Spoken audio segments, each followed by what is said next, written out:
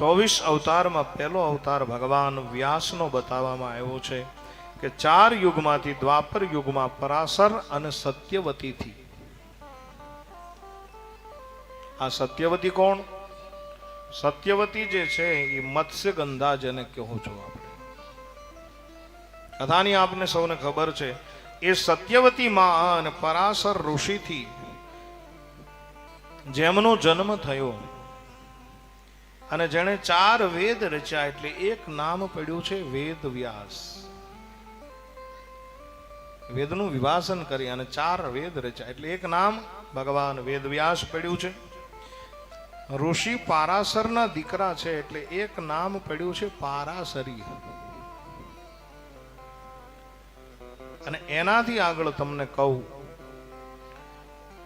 તો એ સત્યવતી માંથી જન્મ થયો, પણ એ જગ્યા કઈ?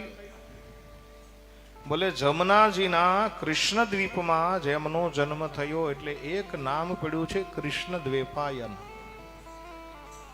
અને હજી એક અર્થ કરું તો કરી શકો કે જેમણે બદ્રિકાશ્રમની અંદર બદ્રીનાથના સાનિધ્યની અંદર બોરડીના બોર ખાઈ ખાઈ અને તપ કરી અને 6 શાસ્ત્ર 18 પુરાણ 4 વેદ આપણને આપ્યા, એટલે આનું એક નામ પડ્યું છે ઋષિ બાદ્રાયણ. બદ્રી એટલે બોરડી.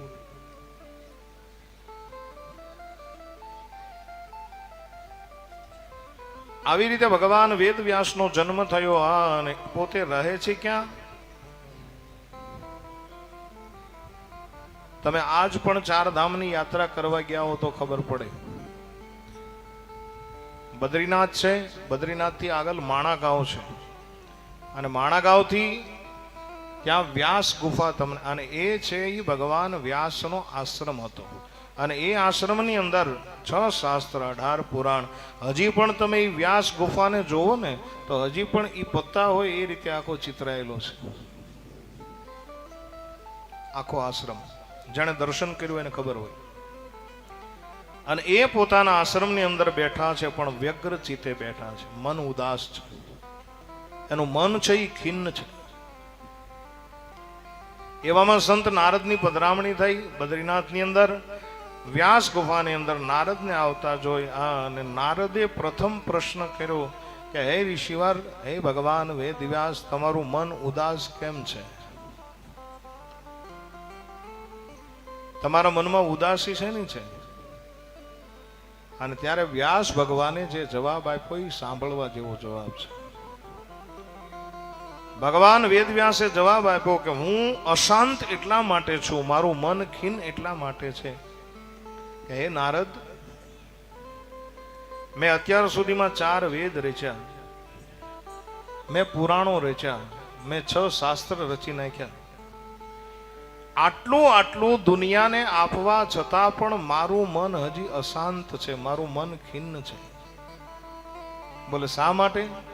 બોલે આ દુનિયાને અને આ સમાજને આપવા માટે હજી પણ મારામાં કાંઈક ખૂટે છે, એના લીધે મારું મન અશાંત છે. આ કોણે કીધું? ભગવાન વેદ વ્યાસે કીધું. મેરે ભાઈ બહેન,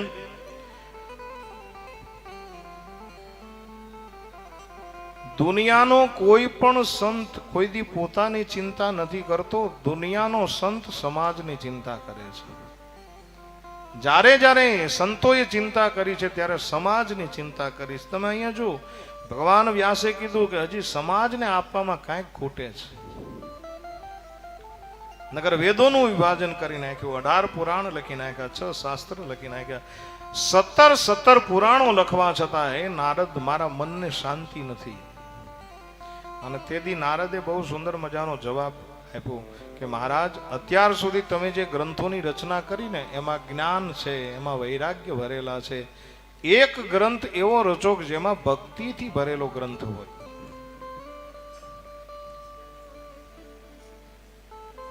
જે ગ્રંથની અંદર ભગવાન આપણા જેવો હોય.